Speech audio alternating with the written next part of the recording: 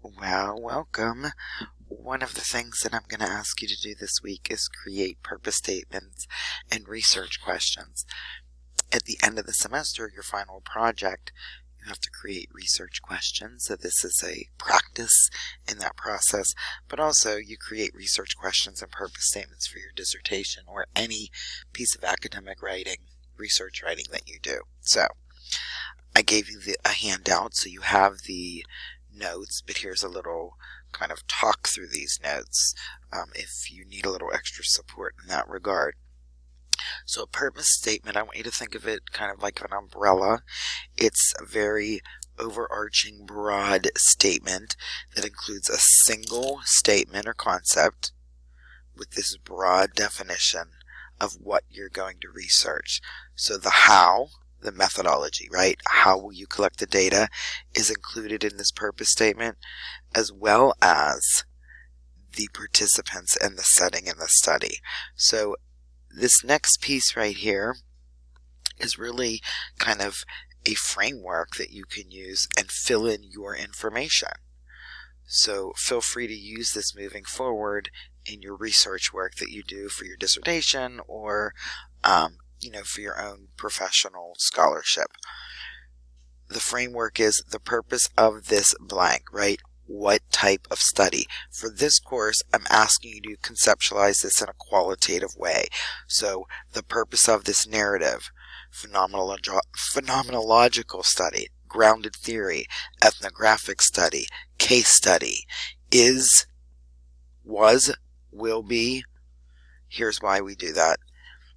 When you're writing a proposal, like your dissertation chapters 1 through 3, we call that the proposal, you always write it in future tense. So if I were writing this for my dissertation, I would say the purpose of this narrative study will be to blank, blank, blank.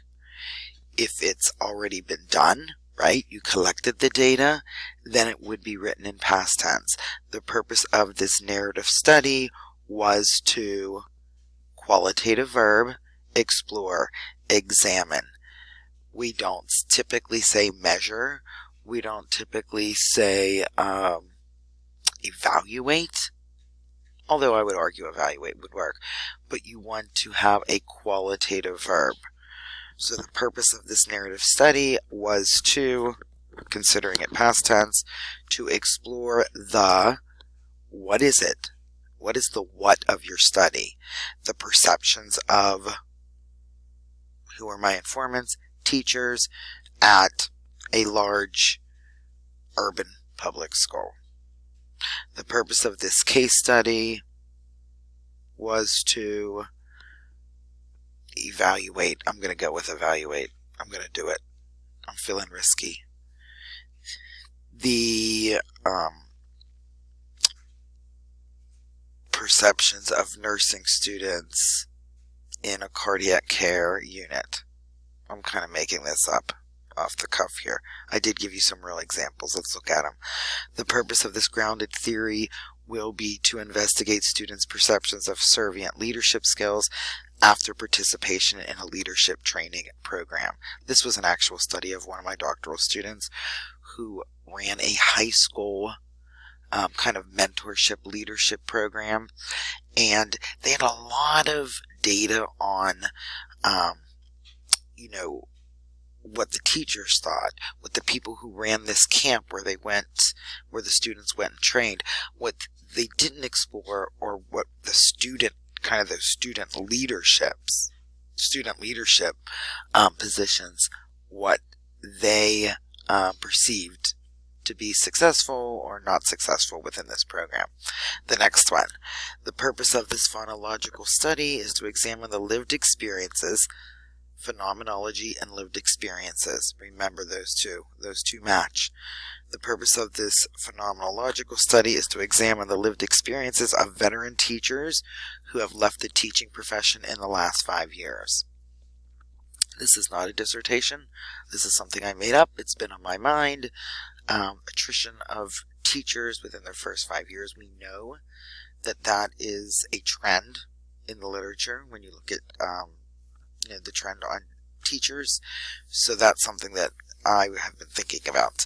And then the last one, the purpose of this case study is to explore the culture of cheating among college-bound high school seniors, which I have examined that, and it's not good. So, writing the purpose statement, notice here that it's one sentence, but it has, going back up, right, the purpose, that's the, the type, the research design, and then the verb, the issue, the people, and where. Now, that where, you don't want to be particular. You don't want to say at Robert Morris University, a small private 4-year university in Western Pennsylvania.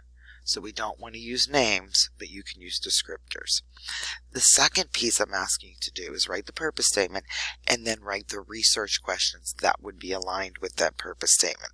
So, writing the research questions, moving right along. Some pointers. They should be focused on a single problem or issue. You don't want to bog those research questions down with too many things. So when you're writing them, think about how you would measure it and how you would measure this one thing. And when you work with your chair for your dissertation, you might have a lot of ideas. Well, then you will have multiple research questions. Make sure it's researchable, right? That you can go to the source to get the information, whether it's qualitative, quantitative, or mixed. Again, remember, we're doing a qualitative course, so let's keep it in that lane, but make sure who would be the sources to answer your research questions. One of the things that I've always said, and I'm going to stick to it, the questions that you ask, right? The research questions that you ask will dictate the methodology that you're going to use. I want you to keep that in mind.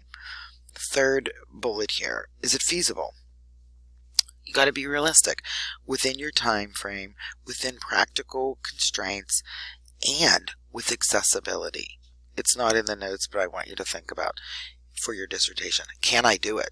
Do I have access? I think that would be the first question I would ask myself. Can I get the participants? Can I get the informants? Can you do it within your time frame? And is it feasible? Next, bold. Specific enough to answer thoroughly, right? You want to have an in-depth examination of this phenomenon, whatever it might be. Are you specific enough that you can do that in-depth examination? We want to, in qualitative, we want to gather thick, rich data, right?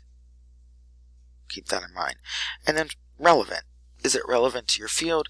More broadly, is it relevant to society? What can we learn from it? And then the last one, it answers the purpose statement. So we know that those are closely aligned. So what I did, because this is kind of how my brain works, is I aligned them for you. So here's some examples. First, purpose statement. The purpose of this grounded theory will be to investigate students' perceptions of servient leadership skills after participation in a leadership training program. I showed you that earlier. That was a dissertation. Here are two of the research questions. What impact, if any, does participation in a peer mentor program have on the mentor's perceptions of their servient leadership skills? Take it one step further. How did we answer them, right? How did you measure those? So what were the instruments for data collection? I'm not going to give you the answer here yet, but it's something you have to think about. You know, when you're asking these research questions, you should also be thinking about, do I have access? Can I get in depth? And how will I collect the data? Second one, in what ways, if any, does peer mentor program participation affect an individual's self-perception? So when I look at these as the chair of that dissertation, the first thing I was asking him was, how will you measure these? You know, what impact, if any, how are you measuring impact? Is there an instrument already in existence that you can use, you can ask permission and use? Are you creating something? Are you interviewing them and gathering that information? Same thing with the second one, self-perception, right? obviously you have to go to the informant for that. You have to go to the participants. And then what do we mean by self-perception? How are you defining that? We call that operationalizing the definition. Self-perception to me may be different than self-perception to you. How are you operationalizing that definition so that there's a common understanding of what that means? Second example, the purpose of this phenomenological study was to examine the lived experience of veteran teachers who left the profession in the last 5 years.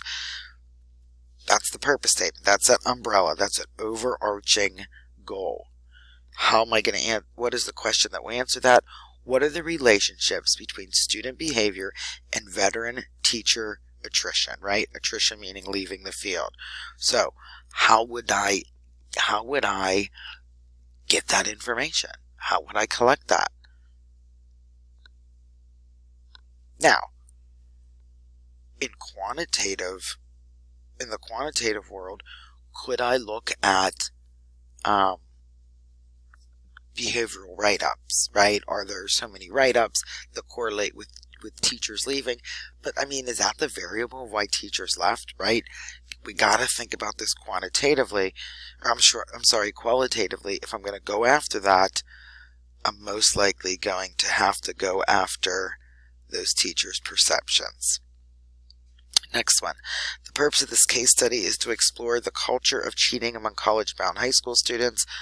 Question: what are the main factors influencing college-bound high school seniors to cheat? What makes them cheat? Well, I gotta go to the horse's mouth, right? I gotta ask the kids, why are you cheating? What is driving you to this? You know, I can guess, right? Having a high GPA, making sure I can get into college, lots and lots of reasons, but I want to look for trends among my participants' answers. Now here's an example of one that is a little bit longer that we see in a dissertation. And I want you to take a look at that. It gives a little bit more information. The purpose of this study is to investigate the ways in which teacher prep programs prepare pre-service teachers in the knowledge and implementation of trauma-informed pedagogy. And then it goes on to explain a little bit more about that. So what I'm asking you to do is this, right? And it doesn't have to be in this format. I'm asking you to come up with a purpose statement and then write some research questions that are aligned with it. We are drafting, right? We're in the drafting stage because all of what we're doing, I'm hoping to lead you not only to your final product for this course, but to your dissertation. So please let me know if you have any questions.